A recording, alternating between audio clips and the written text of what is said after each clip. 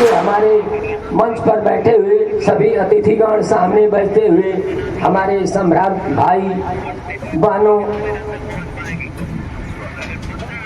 आज हम लोग इस नौनहरा की पावन धरती पर लाट महोत्सव को मनाने के लिए यहाँ बैठे हुए हैं और बड़ी ही धूमधाम के साथ यह कार्यक्रम सफल रहा और साथ ही में सम्राट अशोक भवन का लोकार्पण भी हुआ।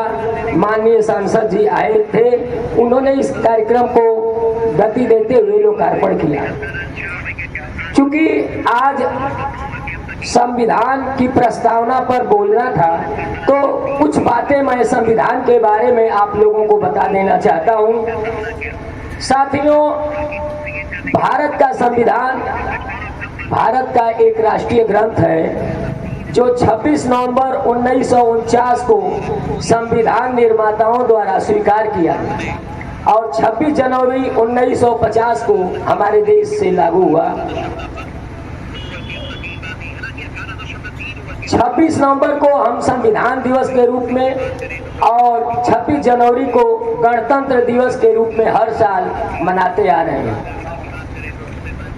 संविधान की शुरुआत जो उसकी प्रस्तावना पढ़ी गई, हम भारत के लोग, इससे शुरू होती है और संविधान में सभी भारतीय लोगों की सुरक्षा, समता, समानता की बात कही गई है और वह संविधान हमको सुरक्षा, समता, समानता, धर्मनिरपेक्षता प्रदान करता है। साथियों, संविधान निर्माताओं ने बड़ी मेहनत से 2 वर्ष 11 माह 18 दिन में अथक परिश्रम करके इस संविधान को तैयार किया और संविधान सभा की कुल 299 सदस्य थे, जिसमें से 229 सदस्य जनता द्वारा चुने गए थे और 70 सदस्य मनोनीत किए गए थे, जिसमें से 207 सदस्यों ने संविधान सभा के समय रजिस्टर पर हस्ताक्षर किए और अपने परिचय पत्र जमा किए।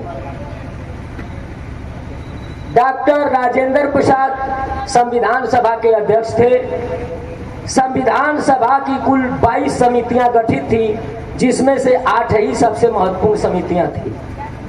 इन 8 समितियों में से एक प्रारूप समिति थी जिसके अध्यक्ष डॉक्टर भीमराव अंबेडकर जी थे और इस समिति में 7 सदस्य थे, जिनके नाम इस प्रकार हैं: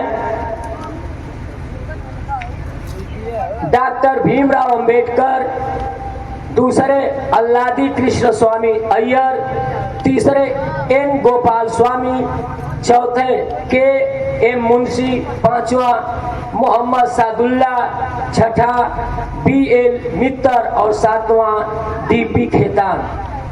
इन सभी लोगों ने मिलकर के, उस प्रारूप समिति के लोगों ने मिलकर के संविधान का ये रूप प्रदान किया और संविधान सभा की कुल 166 बैठकें हुई थी और इसमें 395 अनुच्छेद और 22 अनुसूचियां हैं। संविधान सभा में केंद्र सरकार और राज्य सरकार को अलग अलग अधिकार और दायित्व प्रदान किए।